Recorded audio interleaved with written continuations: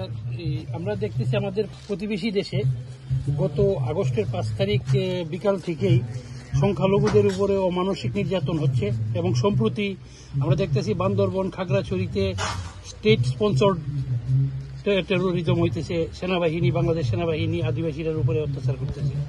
এই নিয়ে আপনাদের দলের প্রধানও মুখ খুলছেন সোশ্যাল মিডিয়াতে, আমরা দেখছি। তো রাজ্যের একজন দায়িত্বশীল মন্ত্রী হিসাবে আপনার এই বিষয়ে কি বক্তব্য এবং কি বার্তা থাকবো, এবং আপনি আমাদের দেশের কেন্দ্রীয় সরকারের উদ্দেশ্যে কি বার্তা দিতে চান, যদি একটু আমাদের শেয়ার করেন। ভারতবর্ষ একটা সেকুলার কান্ট্রি। আমাদের ধর্মনিরপেক্ষ দেশে কোনো ধর্মের উপর আঘাত করা হিন্দুদের আমাদের এটা ধর্ম না। ক্ষুদ্র কোনো ধর্মাবলম্বী কমিউনিটিকে আমরা সম্মান দিয়ে রাখি এবং বাংলাদেশে যেটাই হচ্ছে এটা নিন্দনীয়। এবং ত্রিপুরা সরকার আমাদের দেশের সরকারকে অবহিত করেছে এই ব্যাপারে। এবং কেন আমাদের দেশের মধ্যে যারাই আছেন আমরা সবাই দুঃখিত এবং আমরা চাই এই দেশে আমরা যেভাবে মাইনরিটি কমিউনিটিকে ট্রিট করি সেই ধরনের ট্রিটমেন্ট বাংলাদেশে কেন হবে না। তো আমাদের দেশের প্রধানমন্ত্রী এবং ফরেন অ্যাফেয়ার্স মিনিস্টার বিষয়টাকে দেখবেন।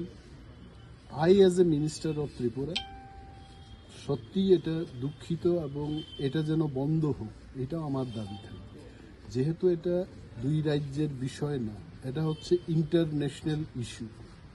এটা দুইটা দেশের মধ্যেই দ্বিপাক্ষিক আলোচনার মধ্যে, এবং ভারত সরকার থেকে একটা কড়া বার্তা সেখানে যাওয়া উচিত। তাতেই মনে হয় এটা বন্ধ হবে, নতুবা আমবাসা থানা ঘেরাও করে কিন্তু এই ব্যাপারটার সমস্যার সমাধান হবে।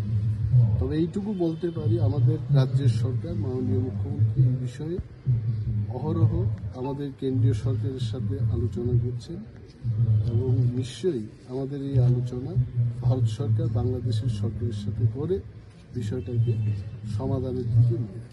আমরা একটা জিনিস দেখলাম যে প্রদ্যুৎ কিশোর দেববর্মন বাংলাদেশ বিভাজনের একটা সূক্ষ্ম বার্তা আমরা ওনার বক্তব্যে পেয়েছি। এই ব্যাপারে যে মিনিস্টার, আপনি কি এই ধরনের কোনো দাবি বা ইয়ে করতে? আমি আমার দলের প্রধান যেগুলো বলেছেন উনি চিন্তা করেই বলেছেন। তবে যেগুলো বললাম আমি আমার বিশেষ যে বক্তব্যগুলো আমি বলেছি আপনাকে। Subscribe to Tripura Info and press the bell icon so that you never miss any latest updates and news on Tripura.